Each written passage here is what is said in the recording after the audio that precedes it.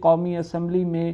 گزشتہ دنوں ایک ہندو رکن اسمبلی کی جانب سے ڈاکٹر رامیش کمار ان کا نام ہے، پہلے پی ایم ایل این میں تھے، اب پی ٹی آئی میں ہیں، تب بھی انہوں نے ایک بل وہاں پر موو کیا تھا قومی اسمبلی میں، اور اب بھی انہوں نے ایک بل موو کیا ہے۔ ان کا یہ کہنا ہے کہ پاکستان میں اقلیتوں کے نام پر شراب حاصل کی جاتی ہے، بنائی جاتی ہے، بیچی جاتی ہے، پی جاتی ہے، تو ایسا نہ کیا جائے۔ جب انہوں نے یہ بل پیش کیا اور جنہیں لائسنس دیے گئے ہیں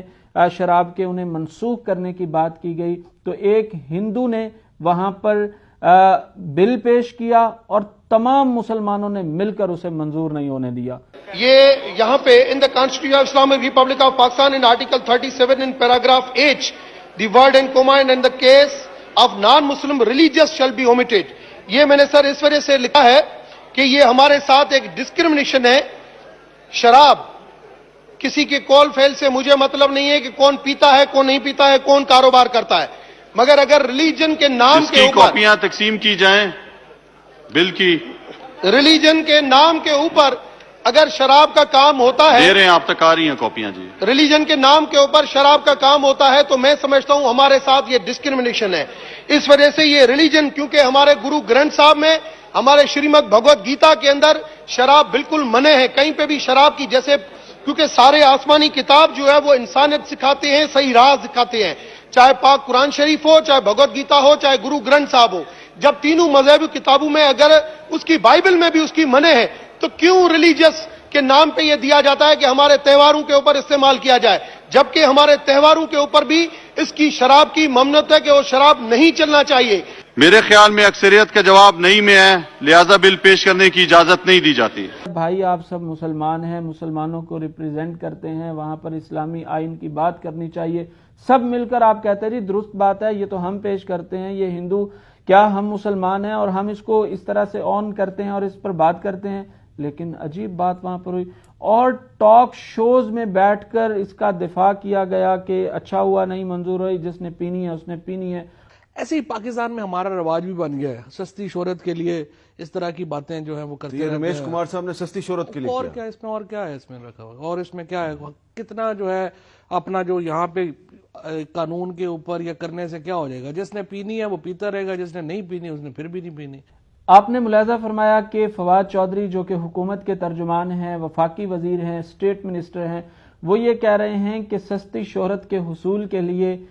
ڈاکٹر رامیش کمار نے یہ بل پیش کیا۔ کتنے افسوس کی بات ہے، آپ ذاتی حیثیت میں یہ بات کر رہے ہوتے تو عجیب بات ہے، آپ ریاست کے ترجمان ہیں اور آپ یہ کہتے ہیں، پھر تو کوئی یہ بھی کہہ سکتا ہے کہ آپ نے سستی شہرت کے حصول کے لیے کرتارپور کوریڈور کھولنے کی بات کی، آپ نے سستی شہرت کے حصول کے لیے ایک قادیانی کو ایڈوائزری کونسل میں مشیر مقرر کرنے کی کوشش کی، آپ نے سستی شہرت کے حصول کے لیے